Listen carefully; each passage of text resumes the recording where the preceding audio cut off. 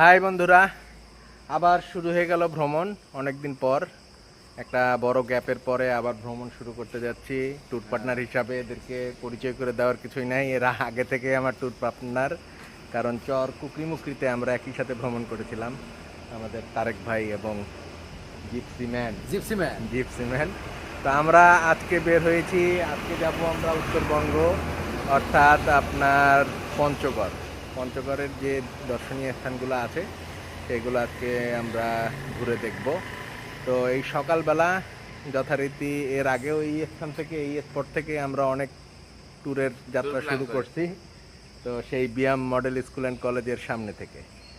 তো তারেক ভাই, কি অবস্থা বলেন, আজকে ট্যুরটা কেমন এনজয় করবো? ইনশাল্লাহ আমাদের হিরক ভাই আছে এবার নতুন উত্তরবঙ্গে হ্যাঁ উত্তরবঙ্গে তাকে আমরা চেষ্টা করব যে পঞ্চগড় ট্যুরের পঞ্চগড় সবচেয়ে বড় আকর্ষণ কাঞ্চনজঙ্ঘা। আমার নিজেরও দেখা হয়নি, কয়েকবার যাওয়ার পরে এবার আশা করছি ইনশাল্লাহ আমরা সফল হব। দোয়া রাখবেন, সাথে থাকবেন। তো আমরা যে সিজনে যাচ্ছি আসলে এই সময় কিন্তু কাঞ্চনজঙ্ঘাটা দেখা যায়। তো যদি কপাল ভালো হয়, এর আগে আমি 2বার গেছি পঞ্চগড়, তাতে একবার আমার দেখার সৌভাগ্য হয়েছে, আর একবার দেখতে পারিনি। তো এই সময়টাতে পরিষ্কারভাবে আকাশ পরিষ্কার থাকলে এবং ভাগ্যে থাকলে দেখা যাবে। তো আমরাও দেখবো এবং আমার ট্যুর পার্টনার নতুন, আপনারাও দেখবেন আশা করি। হ্যাঁ, আশা করছি এবার দেখতে পাবো, দেখা যাক দেখি ট্যুর পার্টনারের কপালে কি আছে। তো চলেন আমরা রওনা দেই এখান থেকে, পথে দেখা হবে ইনশাল্লাহ।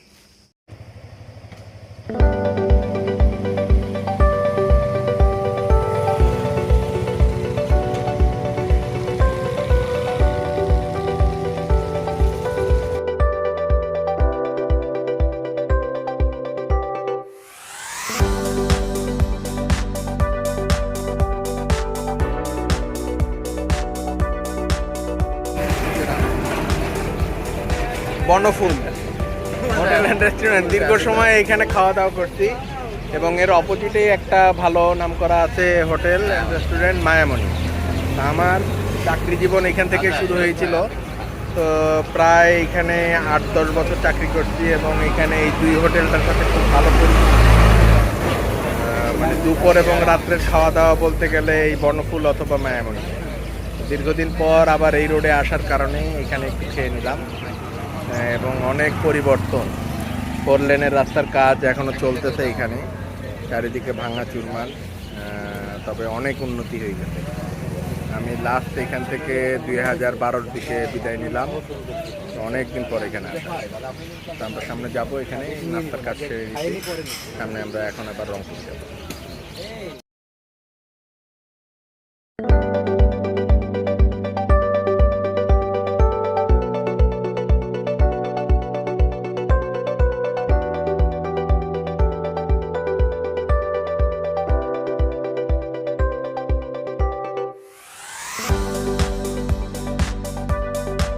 বন্ধুরা, বগুড়া থেকে সকালে পঞ্চগড়ের উদ্দেশ্যে বের হয়েছিলাম সেই 5:30টায়।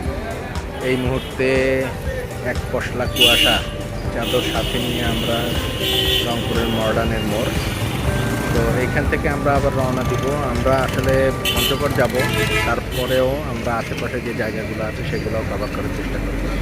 এখন এখান থেকে আমরা যাব লালমনিরহাট, তার তিস্তা ব্যারেজ এবং 3 বিঘা করিডোর।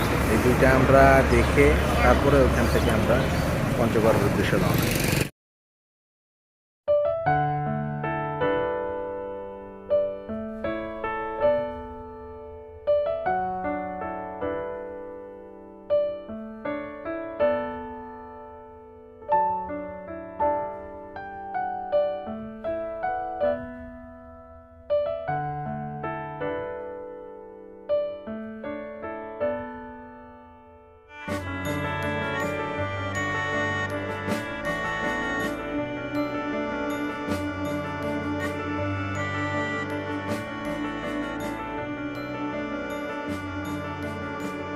বন্ধুরা, এই মুহূর্তে চলে আসছি আমরা তিস্তা ব্যারেজের উপরেই আছি।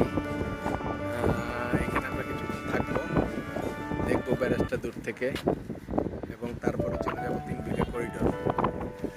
আসলে অনেক আগে আসছিলাম সেই ইউনিভার্সিটিতে পড়া অবস্থায়, তারপরে আর আসা হয়নি খুব একটা। সব জায়গায় উন্নয়নের ছোঁয়া।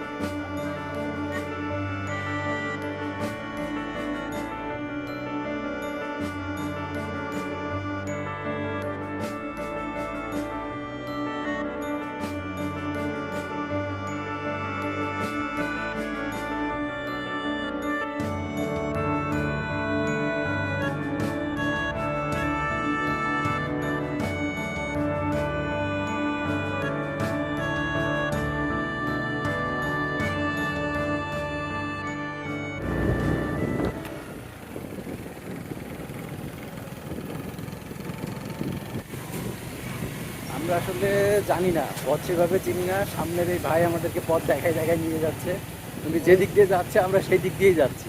ওদিক দিয়ে ঘুরে আসতে কথা। হ্যাঁ, এই রোড দিয়ে গেলেই পেয়ে যাবো। ওকে, থ্যাংক ইউ ভাই।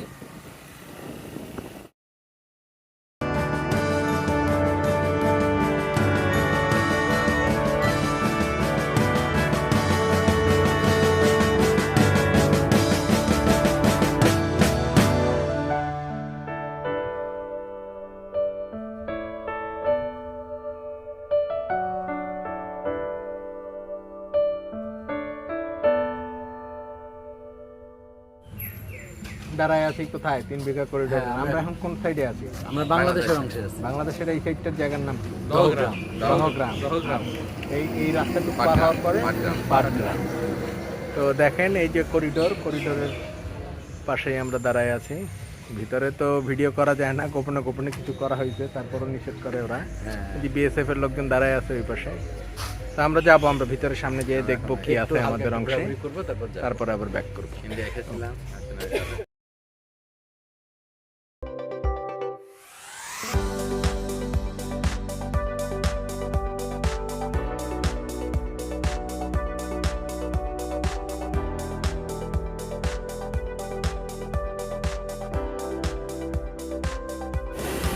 এখন আমরা আছি পঞ্চগড় হাইওয়েতে, আর মাত্র 40 থেকে 43 কিলোমিটার দূরেই পঞ্চগড়। বাট আমরা তো যাবো একদম শেষ পর্যন্ত, তেঁতুলিয়া। চলুন যাই। এই রোডে না খুব এনজয় করতেছি, খুবই চমৎকার রোড, দুই পাশে বিস্তৃত ধান ক্ষেত, অসাধারণ লাগছে।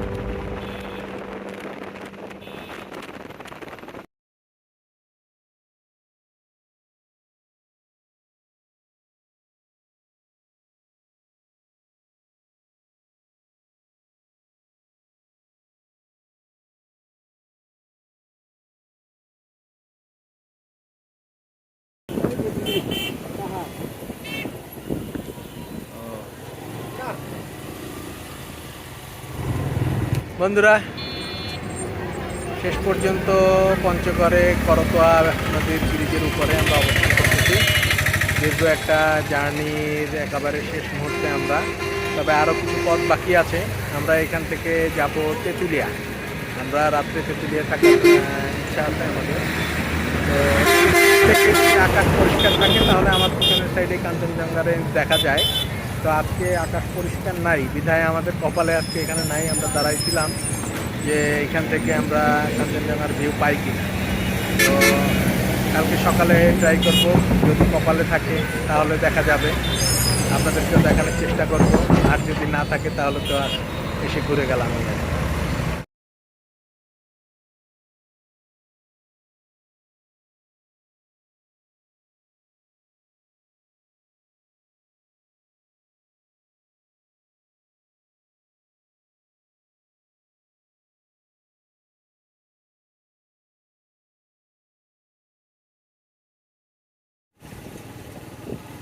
এবং আপনারা সামনে যে আলোর হালকা ঝলকানি দেখতে পাচ্ছেন, আলোগুলা সব ইন্ডিয়ার আলো।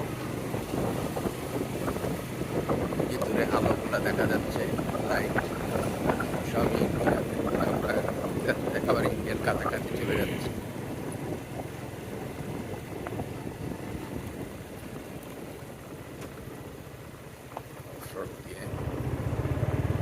অফরোডিং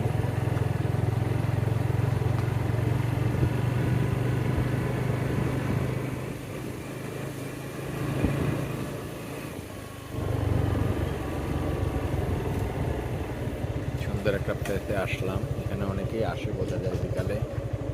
আমরা আসছি এই মুহূর্তে রাত্রে। ওই যে অপোজিটের আলোগুলো সব ইন্ডিয়ার আলো দেখতে পাচ্ছি। সুন্দর একটা লেক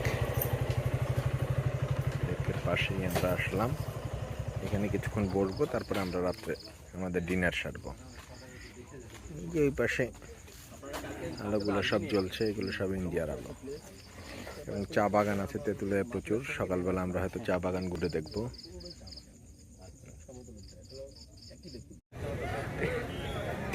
তেঁতুলিয়া এসে বেড়াইতে এসে শীতের চাপে পড়ে গেছে, শীতের কাপড় চোপড় তো কিছুই নিয়ে আসিনি।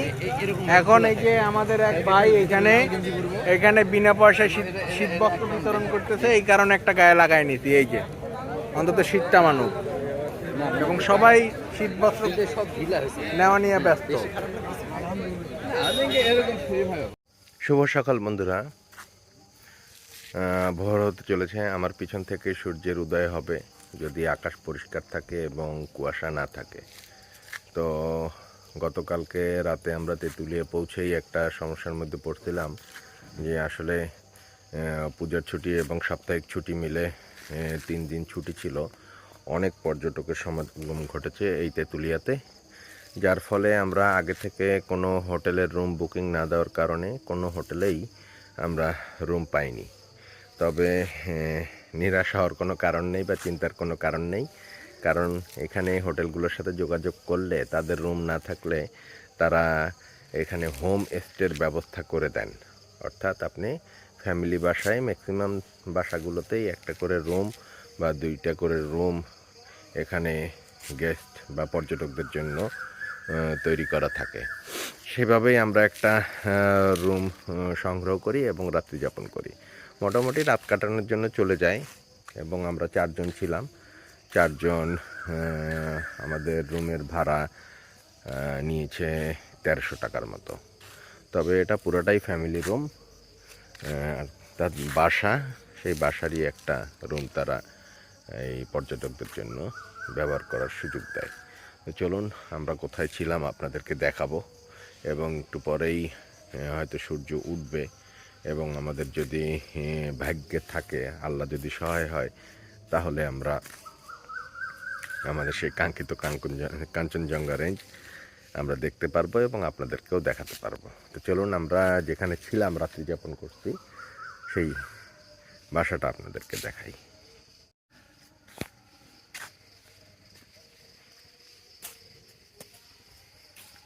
বেশ খোলামেলা পুরনো বাসা, বাট সামনে বেশ জায়গা আছে। আমরা সহ আর একটা গ্রুপ, টোটাল 4টা বাইক, আমরা এই বারান্দায় রাত্রে বাইকগুলো রাখছিলাম। বেশ সিকিউর জায়গা, কোনো সমস্যা নাই। এবং আমরা এই রুমটাতে ছিলাম। চলেন রুমটা আপনাদেরকে দেখাই। সবাই গভীর ঘুমে মগ্ন। ভোরবেলা অ্যালার্ম দিয়েছি, কিসের অ্যালার্ম? অ্যালার্মের কোনো বালাই নাই, এরা খালি ঘুমাচ্ছেই। বললাম যে অন্ধকার থাকতে ডাক বাংলোর চূড়ায় যাওয়া লাগবে, এখানে না গেলে কাঞ্চনজঙ্ঘা দেখা যাবে না। এদের কোনো আগ্রহই দেখতেছি না, এরা পরে পরে ঘুমাচ্ছে। কেউ আবার কাঁথা গায়ে, কেউ মাঝখানে। এই যে ঘুমের ভাব দেখেন এক একজনের। তো এই আমাদের রাত্রি যাপনের জায়গা। ভালোই ঘুম হয়েছে, ভাগ্যের শীত ছিল, তা না হলে 4 জন এই খাটে ঘুমানো খুব কষ্টকর হইতো। গাদাগাদি করে ঘুমে রাত পার করলাম। এখন আমাদের পরবর্তী যাত্রা শুরু হবে কাঞ্চনজঙ্ঘা উদ্ধার। যেভাবেই হোক কুয়াশা ভেদ করে আমাদেরকে কাঞ্চনজঙ্ঘা উদ্ধার করার চেষ্টা করতে হবে। তা আমরা এখন উঠবো, এদের ঘুমগুলাও ভাঙাইতে হবে, প্রয়োজনে পানির ছিটা দিয়ে এই যে ঘুম ভাঙাইতে হবে। এই যে আমাদের হীরক সাহেব সকালে উঠে ফ্রেশ হওয়া শুরু করছে সর্বশেষে। Good morning. এই যে বন্ধুরা আমরা একটু পরেই বের হয়ে পড়বো এবং কালকে রাত্রে আমরা একটু তেঁতুলিয়া শহর ঘুরে দেখছি আশেপাশে কি কি দেখা যায়। তো রাত্রে আসলে ভিডিও তো ওইভাবে নেওয়া সম্ভব না, তো এখন আমরা সকালে বের হব, বের হয়ে আমরা ওই স্পটগুলোতে যাব এবং আপনাদেরকে দেখানোর চেষ্টা করব। আমাদের তারেক ভাই রাত্রেও সানগ্লাস পরে থাকেন, পার্টনার ভেগাবন্ড মিঠু।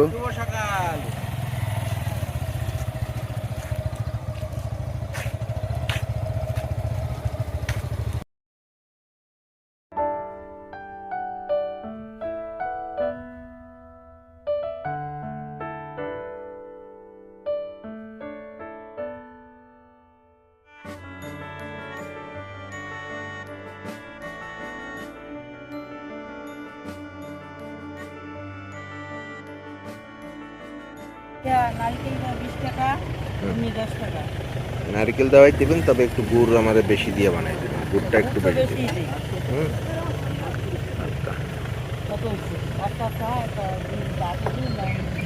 তেঁতুলিয়ার মহানন্দা পাড়ে বসে ভোরবেলা, এখানে তো শীত পড়েই গেছে, বছরের প্রথম ভাপা পিঠা তার স্বাদ গ্রহণ করব।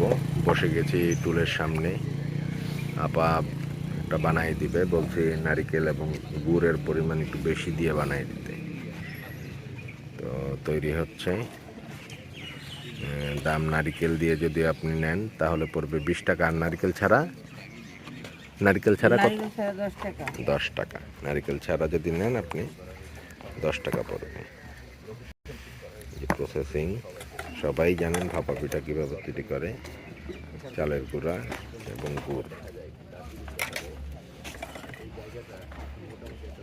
গরম একটু তৈরি হোক, খাওয়ার সময় গরম গরম ভাপা পিঠা। তেঁতুলিয়ার পাড়ে বসে, মহানন্দা নদীর পাড়ে, এই যে অপোজিটে অনেক পর্যটক এখানে আসছে, এবং দিও ভালো করে ধুয়ে। সবারই ছিঁড়ে দিয়ে তো সবারই একটা উদ্দেশ্য কাঞ্চনজঙ্ঘা দেখার, কিন্তু সেটা বোধহয় আমাদের সহায় হবে না। আল্লাহ সহায় থাকলে হয়তো হবে, কিন্তু যে অবস্থা ওয়েদারে দেখতে পাচ্ছি তাতে মনে হয় না আমরা কাঞ্চনজঙ্ঘা দেখতে পারবো। স্থানীয় লোকজন সহ যারা পর্যটক আছেন তারা এই ভিউ পয়েন্ট থেকেই এখানে কাঞ্চনজঙ্ঘা সহ ভারতীয়, ওই পাশে ভারতীয় চা বাগান, এগুলো উপভোগ করে। জায়গাটা সুন্দর, পরিবেশটা সুন্দর, নিরিবিলি। মূলত সবাই ভোরবেলা একটা বেশি গ্যাদারিং হয় ডাকবাংলোতে, তবে এই জায়গাটা আমার কাছে ডাকবাংলোর চেয়ে বেটার মনে হয়েছে। নিরিবিলি পরিবেশ এবং ভিউটাও সুন্দর। তো এখান থেকে আমরা চলে যাব ডাকবাংলোতে, সেখানে আপনাদেরকে দেখাবো কি অবস্থা। তার আগে ভাপা পিঠাটা খাই। আমার ভাপা পিঠা মেবি রেডি হয়ে গেছে। এই যে ভাপা পিঠা চলতেছে, হোক, তাড়াহুড়ো করেন না, ভালোভাবে করেন। তারেক ভাই, ডিম আগে ভাপা পিঠা খাবো, স্পেশাল ভাবে নারিকেল দিয়া। গ্যাসের ওষুধ খেয়ে নিব, কোনো অসুবিধা নেই। শীতে যদি তেঁতুলিয়া এসে বছরের প্রথম ভাপা পিঠা না খাই তাহলে ভালো লাগবে? চোখের সামনে ভাসতেছে। খাবেন নাকি আপনি? হ্যাঁ, খাওয়া যায়। এই যে হিরক সাহেব বলছে যে ভাপা পিঠা খাওয়া যায়, বছরের প্রথম ভাপা পিঠা বোধহয় তেঁতুলিয়ার পারে বসেই খাবে। হ্যাঁ হ্যাঁ, আমার গরম গরম ভাপা পিঠা স্পেশাল নারিকেল দিয়ে তৈরি, পরিবেশনের জন্য রেডি। এখন আমি খাবো, ঠিক আছে? এই যে আমারটা পরিবেশন করা হয়েছে, এখন আমি এটাকে ভক্ষণ করিব। আসলে বাবা মা, দাদা দাদি, নানা নানি কেউই নেই যে গ্রামের বাড়িতে গিয়ে আমরা এই ভাপা পিঠা তৈরি করে যারা খাওয়াতেন তারা তো আর নাই পৃথিবীতে। যাই হোক, আন্টির কাছে ভাপা পিঠা বছরের প্রথম খেতে পারে। দারুণ না? গুড় বেশি দিয়ে বানাই নিয়েছি, নারকেল বেশি দিয়ে। হ্যাঁ হ্যাঁ হ্যাঁ হ্যাঁ, ঠিক আছে।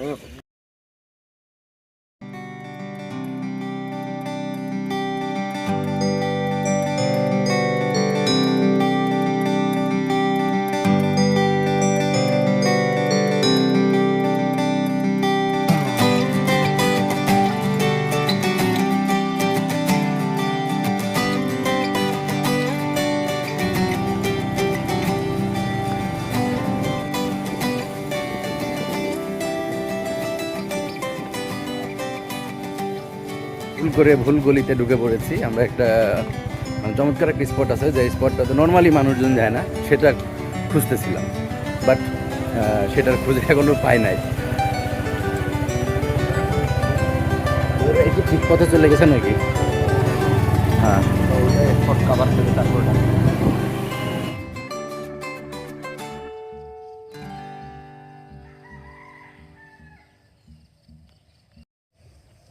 তো আমরা এমন একটা জায়গায় আসছি, এখানে আসে সাধারণত পর্যটক নাই বললেই চলে। দেখেন, ফাঁকা জায়গা। আসলে যেসব জায়গায় লোকজন থাকে সেখান থেকে একটু নিরিবিলি জায়গায় আমাদের সবসময় পছন্দ। আসলে আমরা দ্বিতীয় ভিউ পয়েন্টটা খোঁজার ফাঁকে এখানে চলে আসছি। তো আমার পার্টনার অলরেডি নেমে গেছে নিচে, আমিও নামবো। ওই যে পাথর তুলতেছে সেখানে যাব। চলেন বন্ধুরা নিচে নামি, দেখি যারা পাথর উত্তোলন করতেছে তাদের সাথে একটু কথা বলি। যদি ওই অংশে আমাদের বাংলাদেশিরাই পাথর তুলতেছে, ইন্ডিয়ারা তোলার দরকার পড়ে না।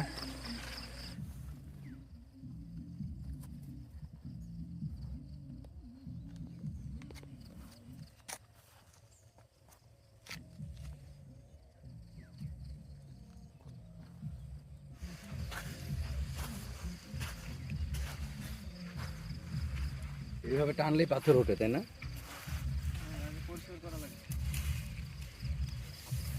ও আগে বালি তুলতেছেন? ও বালি কালেকশন করছেন না পাথর কালেকশন করবেন? পাথর তুলবেন আপনারা? হ্যাঁ, পাথরও। আপনারা আমাদের ভিডিও করেন না, বুঝছেন? আচ্ছা, আমি এটা পরে সমস্যা পরে এগুলো আবার চালতে হবে, বুঝলেন? ওই যে চালনি দিয়ে চাললে পরে পাথর। না, প্রথমে এইখান থেকে বালি তুলে তুলে অনেকখানি ঘন্টাখানিক ধরে বালি তুললে তারপরে নিচ থেকে হচ্ছে পাথর বের হবে। পাথর বের হবে। হ্যাঁ, প্রথমে ঘন্টাখানিক ওই যে এটা দিয়ে টেনে টেনে বালি তুলবে, বালি তোলার পর নিচ থেকে পাথরটা আসলে পাওয়া যাবে। ওরা ঝামেলা করে না মাঝে মধ্যে এসে? ঝামেলা আগে করতে, এখন আর করে না। তারপরে ওদিকে যাইতে দেয় না, ও, ওই পাশে যেতে দেয় না, তাই না? ওই পানির ওই পাশে যাইতে দেয়। ও, পাথর তো ওদিকে। ওদিকে বেশি না? ওদিকে ওই যে পানির স্রোতটা আছে, তো স্রোতের সাথে সাথে। তো বন্ধুরা যা জানলাম যে আগে বালু খুঁড়ে তুলে নেবে, তোলার পরে ভিতর থেকে নিচ থেকে পাথর বের হবে।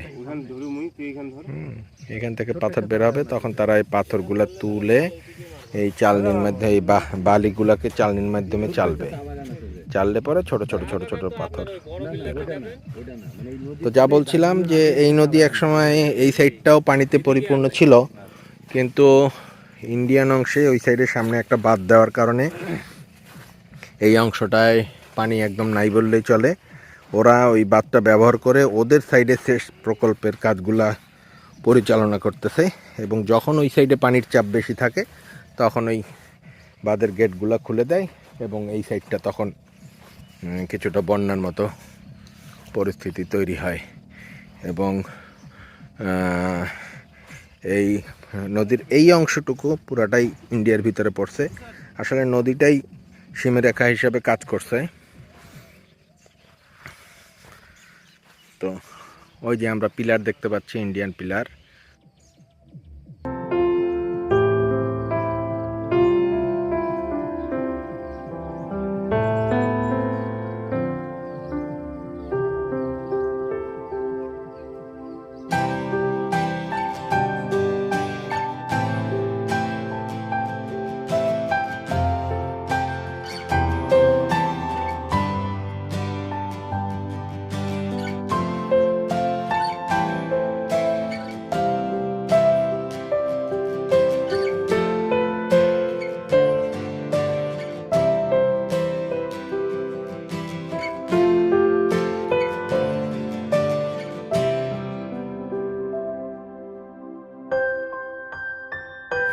গতকাল রাতের বেলা অন্ধকারে একটা স্পট দেখেছিলাম, সেই জায়গাটা এখন খুঁজেই পাচ্ছি না।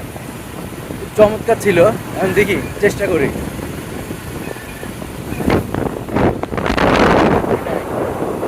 এটা পাওয়া গেছে, এই যে এবার পাওয়া গেছে। সেই গেট অবশেষে পেলাম আমরা সেই জায়গা। হ্যাঁ হ্যাঁ হ্যাঁ, মনে হচ্ছে এই যে গেট ছিল, এই গেট, এই যে। হ্যাঁ, ঠিকই বলছিল, আমাদের ওই কাকি কিন্তু ঠিকই বলছে।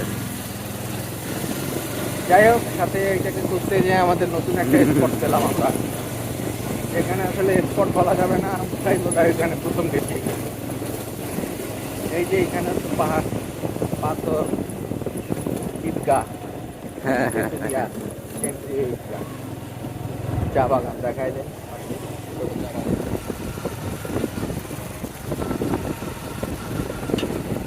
হ্যাঁ, এখানেও মানুষজন আসতে গেছে।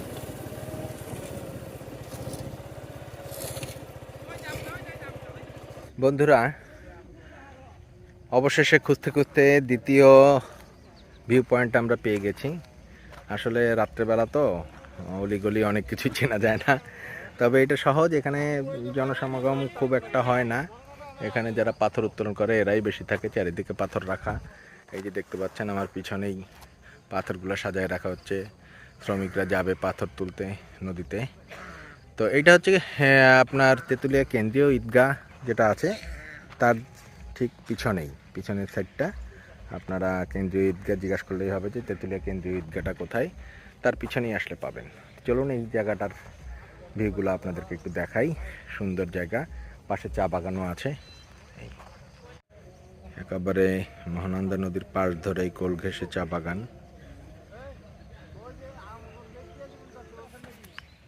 এই যে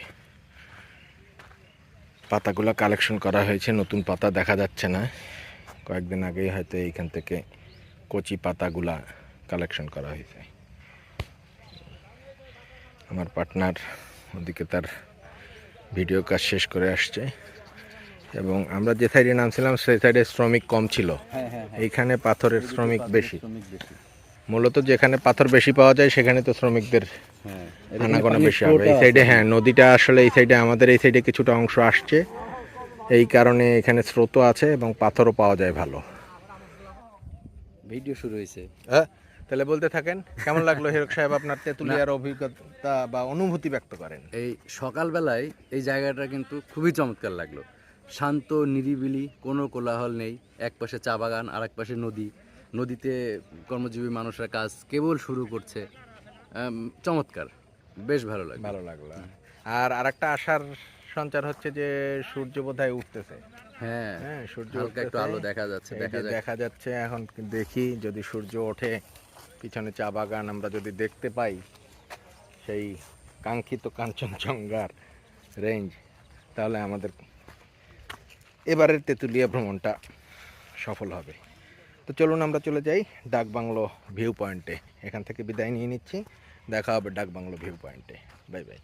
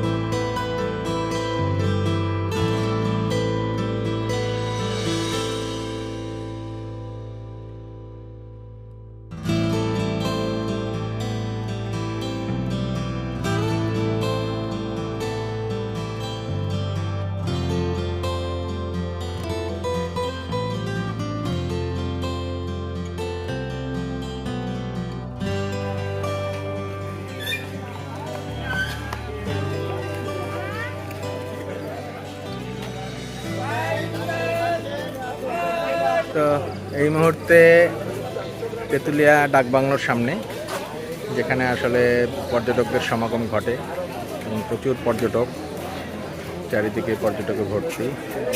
আসলে এখানে সবাই আসে, এখানেই থাকে ভিউ পয়েন্টটা দেখার জন্য। কাঞ্চনজঙ্ঘার রেঞ্জ এখান থেকে সুন্দরভাবে দেখা যায়। তো আমরা যে জায়গাগুলো এখানে একটু আগে গেছিলাম সেই জায়গায় নিরিবিলি, কেউ যদি নিস্তব্ধতা নিরিবিলি পছন্দ করেন তাহলে এরিয়া ওই সাইডে যাওয়াই ভালো।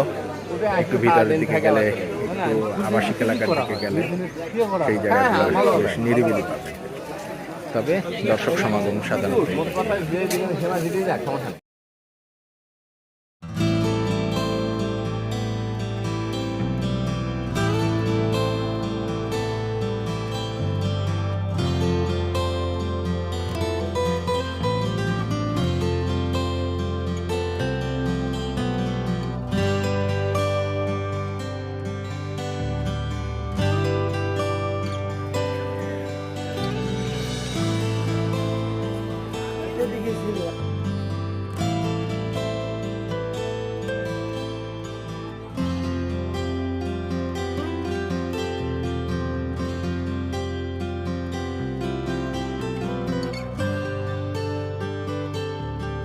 কালকে রাত্রে এখানে এসেছিলাম অন্ধকারে, তখন এটা জানতে পারলাম এটা আসলে ব্রিটিশ আমলে তৈরি করা যে বিল্ডিং সেটাকে একটু রিনোভেশন করে এটা জেলা পরিষদ ডাকবাংলো থাকার ব্যবস্থা করে দিয়েছে। পর্যটকরা আসলে এখানে থাকতে পারে, কিন্তু এই যে অক্টোবর নভেম্বর এই 2 মাসে অনেক রাশ থাকে, যে কারণে এখানে জায়গা পাওয়া মুশকিল।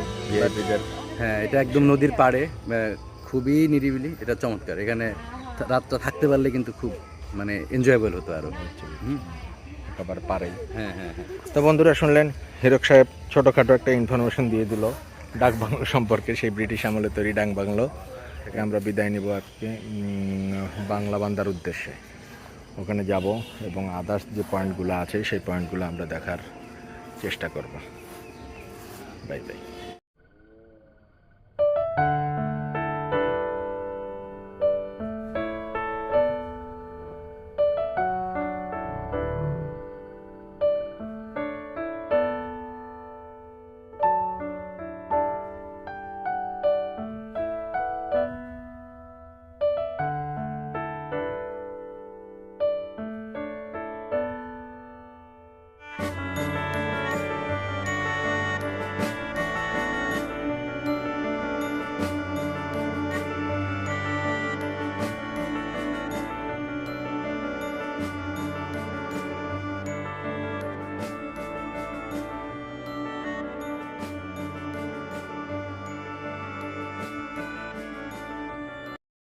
বন্ধুরা, আবার মনে গেল সেই পরিবেশ নোংরার কথাগুলো। আমরা আসলে কবে যে নিজেরা সচেতন হব? আমরা যারা ট্যুর করি বা ভ্রমণ প্রিয় মানুষ, এর আগেও বলেছি, সব সময় আমরা আমাদের ভ্রমণের স্পটগুলো নিজেরাই নোংরা করি, নোংরা পরিবেশ তৈরি করি। দেখুন আমরা কতটুকু সচেতন। পাশে একটা ডাস্টবিন দেওয়া সত্ত্বেও ওয়ান টাইম প্লেটগুলো কীভাবে ডাকবাংলোর সামনে এইভাবে ফেলে রেখেছে। এই যে আমরা পর্যটনে আসি, বেড়াতে আসি, সামান্য কয়টা প্লেট তারা এগুলো বাইরে রেখেছে। তো এগুলো আমরা যদি ডাস্টবিনে তুলে রাখি তাহলে কি সমস্যা হয়? তো যেখানেই আপনারা বেড়াতে যাবেন, ভ্রমণ করবেন, অবশ্যই জায়গা অপরিষ্কার করবেন না, করলে সেটা গুছিয়ে রাখার চেষ্টা করবেন।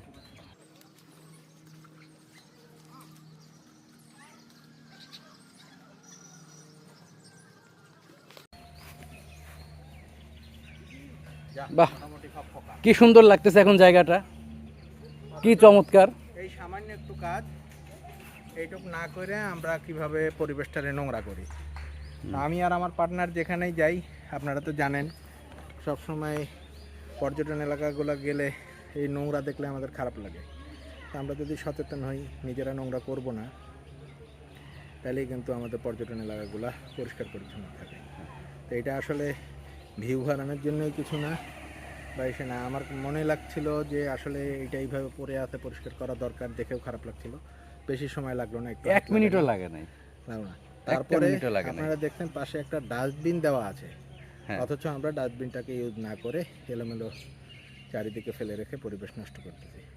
তো আপনাদের কাছে আশা থাকবে, যারা ভ্রমণ পিপাসু মানুষ তারা অবশ্যই যেখানে ভ্রমণে যাবেন সেই জায়গাগুলো যেন আমরা নিজেদের অজান্তে পরিষ্কার মানে পরিষ্কার রাখার চেষ্টা রাখবো, করি। হ্যাঁ, অপরিষ্কার করবো না। না করি, এটা আমাদের থাকবে। মানে এখানে যারা এসেছে তারা সবাই শিক্ষিত, হ্যাঁ, কিন্তু তারা এভাবে ছুঁড়ে ফেলেছে। ছুঁড়ে ফেলেছে। ডাস্টবিনটা পাশেই ছিল, অনায়াসেই ভালো করে রাখা যেত।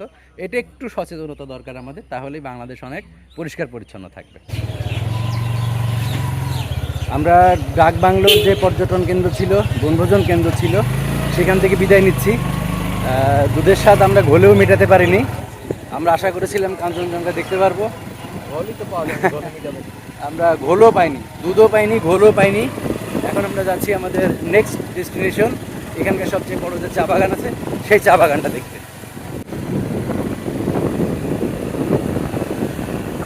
রাস্তায় কি ভেঙে পড়েছে, রাস্তায় মনে হচ্ছে সমস্যা। এই যে 0 পয়েন্ট, এখানে তো আমরা আসি নাই। এই যে 0 পয়েন্ট।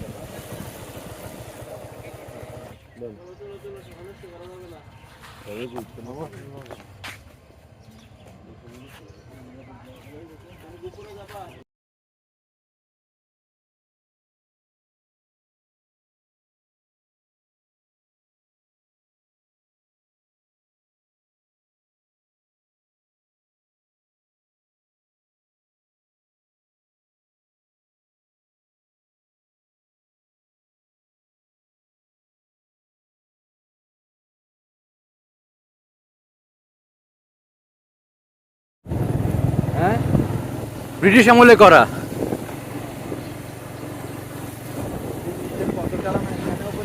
হ্যাঁ, আমরা যে রাস্তা দিয়ে যাচ্ছি একসময় এটাই ছিল মেইন রাস্তা, এবং এইটা নাকি ব্রিটিশ আমলে করা। এটার এই যে ডান পাশে বাম পাশে বিস্তৃত চা বাগান, এবং সোজা গিয়ে খুব চমৎকার একটা স্পটে পড়বে, আমরা সেখানে যাচ্ছি এখন। এবং ব্রিটিশরা হওয়ার পর এই রাস্তারও শরীর সমাধি ঘটেছে, তাই না? হ্যাঁ হ্যাঁ হ্যাঁ। এই রাস্তায় আর হাত দেওয়া হয়।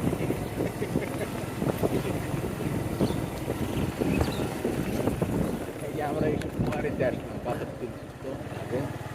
এইটাই পুরোনো রাস্তা মনে হচ্ছে, কারণ এই জায়গাতে ঘুরতো পাথর। এই পর্যন্ত এসে আমি আর টিটু দাঁড়াই গেছিলাম এখানে।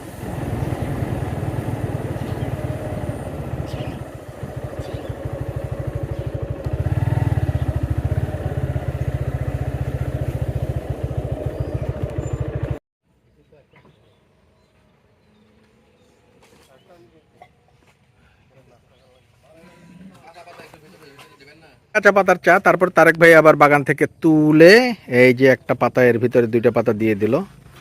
তো শুভ সকাল বন্ধুরা, আপনাদের হয়তো সকালে অনেকেরই ব্রেকফাস্ট শেষ, এবং ব্রেকফাস্টের পরে একটা চা যদি না খাওয়া হয় তাহলে কেমন লাগে।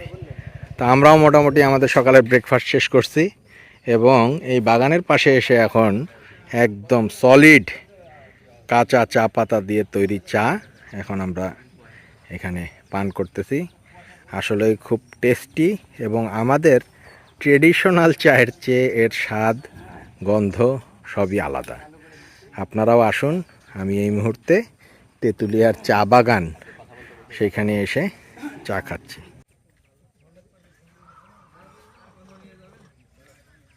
সেই স্বাদ, সেই স্বাদ।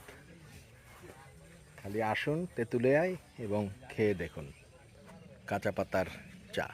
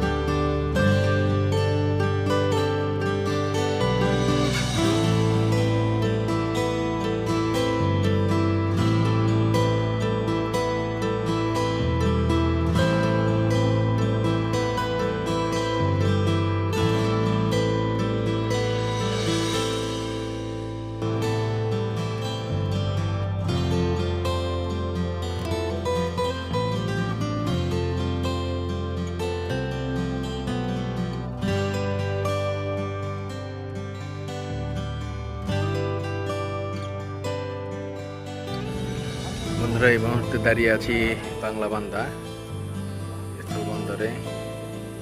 তবে এখানে এসে একটু হতাশ, যে এই কী করবো, পাহাড় দেখতে পারলাম না, কাঞ্চনজঙ্ঘার পাহাড়। তো আমরা এখান থেকে বেরোয় যাব, সামনে দেখি পঞ্চগড়ের যে অন্যান্য স্পটগুলো আছে সেগুলো আমরা ঘুরে দেখব।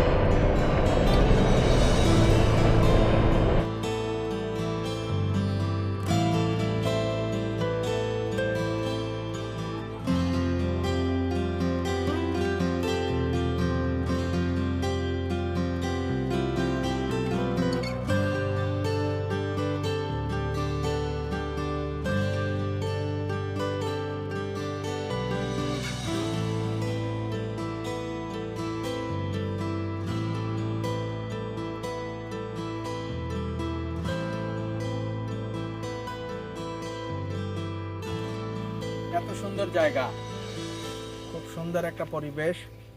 কাজী টি এস্টেট না, টি এস্টেট। এর আগেও একবার আসছি, ফ্যামিলি নিয়ে আসছিলাম। তবে সেই পারমিশনের ব্যাপারটা একটু শিথিল হয়েছে, ঢুকতে দিচ্ছে পর্যটকদের, কিন্তু এই যে ক্যামেরা ইউজের ব্যাপারটা, এইটা এখনও শিথিল না। মোবাইলে হয়তো ঠিকঠাক ভিডিও করা যাচ্ছে, কিন্তু আপনার গোপ্রো বা আদার্স ডিভাইসগুলো ওরা ওইখানে রেখে দেয় জমা এবং পরবর্তীতে। তবে আমার মনে হয় এটা জনগণের কাছে আরও উন্মুক্ত করা উচিত। জনগণ আসবে, দেখবে, তারা আনন্দ ভোগ করবে। এই চলেন আরও ঘুরায় ঘুরায় আপনাদেরকে দেখাই সামনে কি আছে।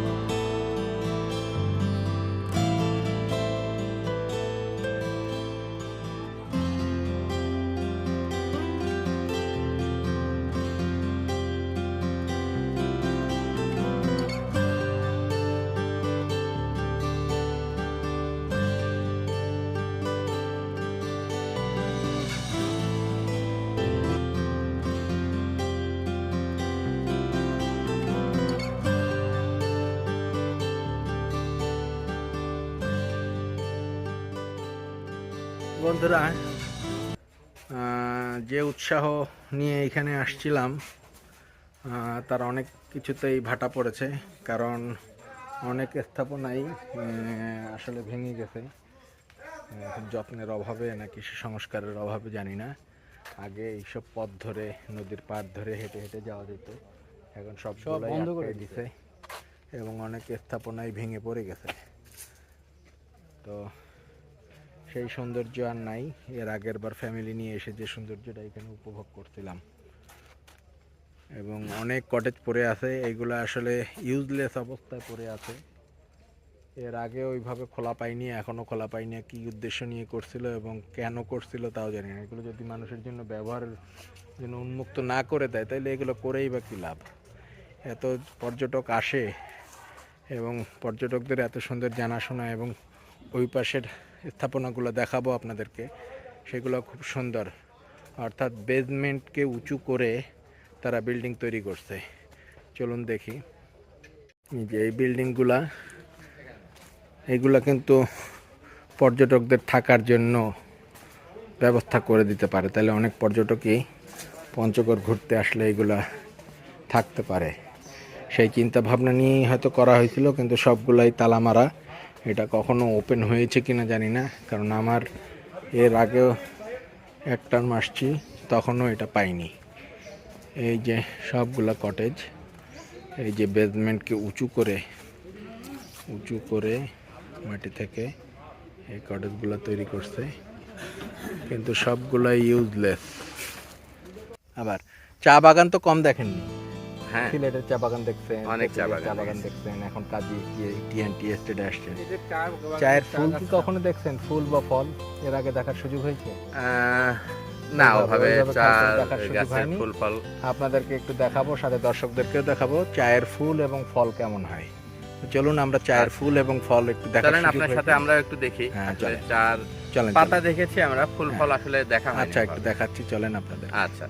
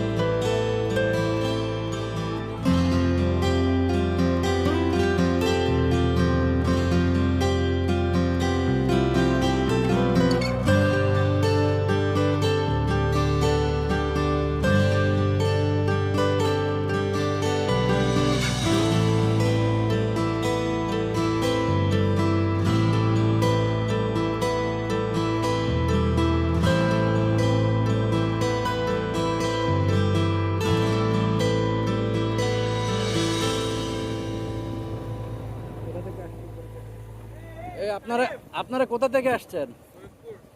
সৈয়দপুর ক্যান্টনমেন্ট। ওকে,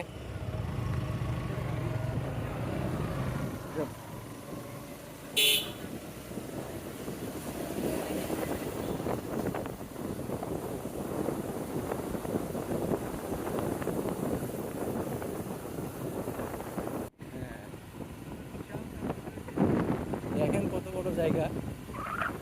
ওরে গরু। হ্যাঁ,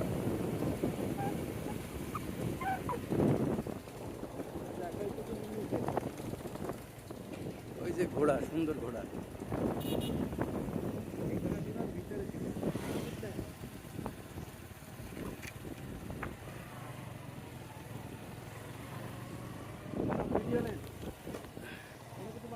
হুম। গরু, ছাগল, হাঁস, মুরগি সব।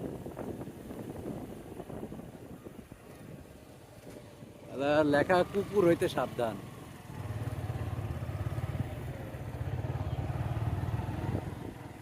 এইদিকে কেন?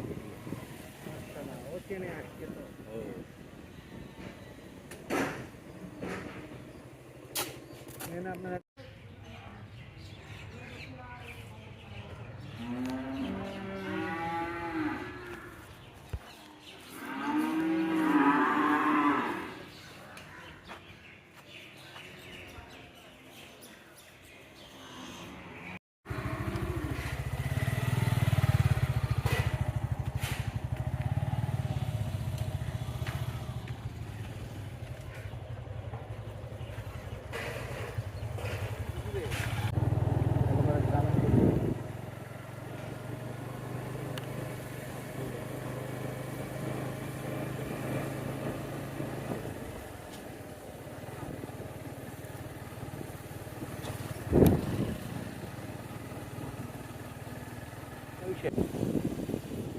এদিকে যাওয়া যাবে তো একটু।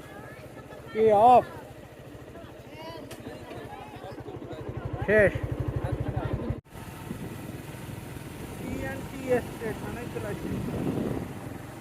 চায়ের রাজ্যে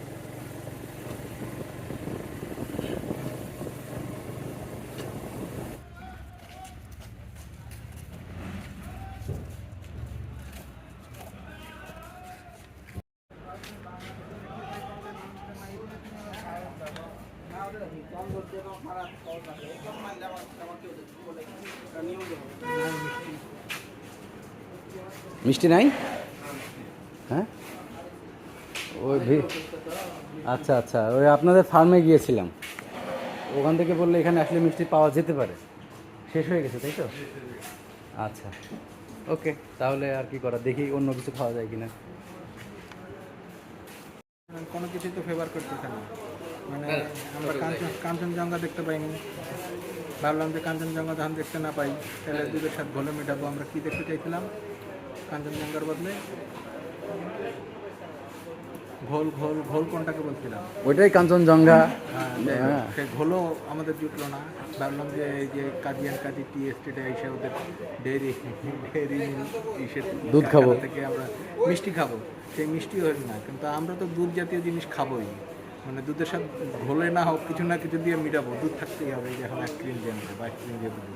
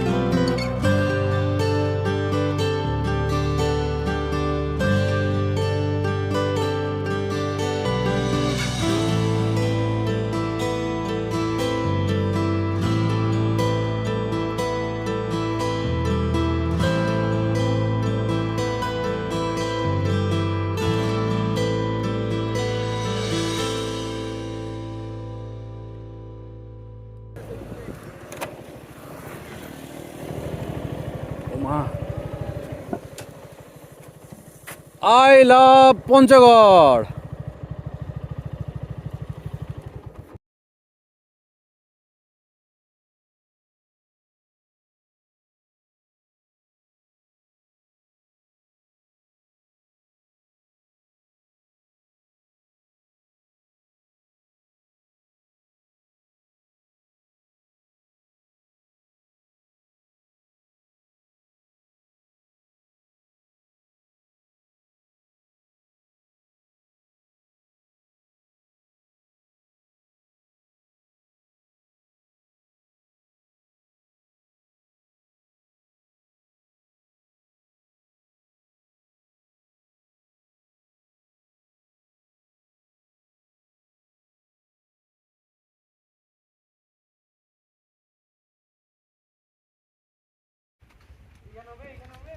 আমরা এই মুহূর্তে আছি মহারাজার দিঘির পাড়ে।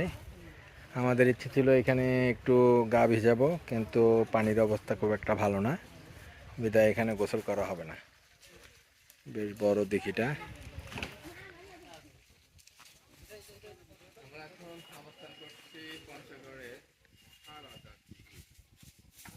মহারাজার নাম কি জানেন?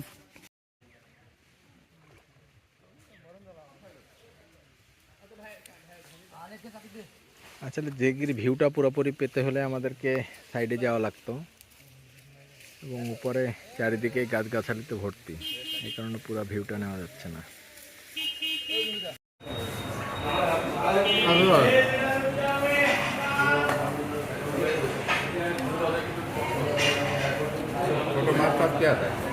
অনাহারে খাওয়া যাচ্ছে।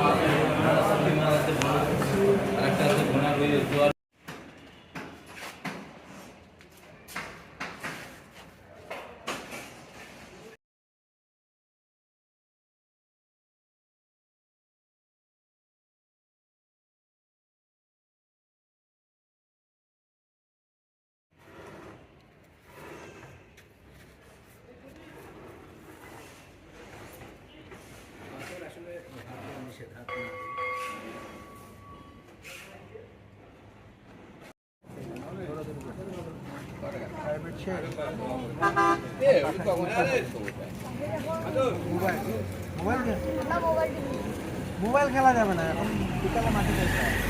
ওই যে মোবাইল খেলতে আগে খেলা, তাই না? মোবাইল আমার তুমি পালাও কেন?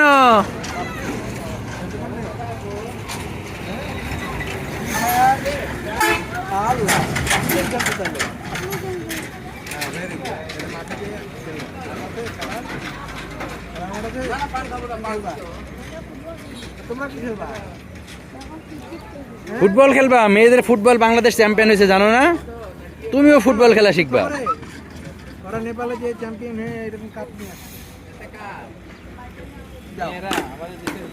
এই হেলমেটটা পরলো, হেলমেটটা পরলো।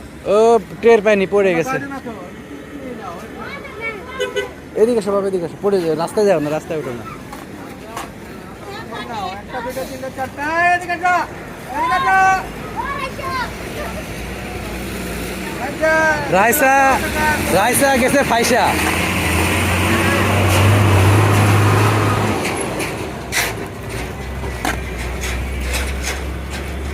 রাইসা গেছে ফাইসা।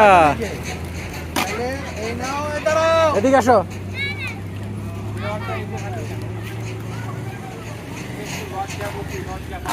এইটা হচ্ছে, এই লজ্জাপতি ফুল, এদিকে আসো। এদিকে আসো। ওটা একটু বড় তো। তাড়াতাড়ি আসো। এই যে আবার লজ্জাপতি, সাইডে গাড়ি আসবে, গাড়ি আসবে, সাইডে যাবো। নাও।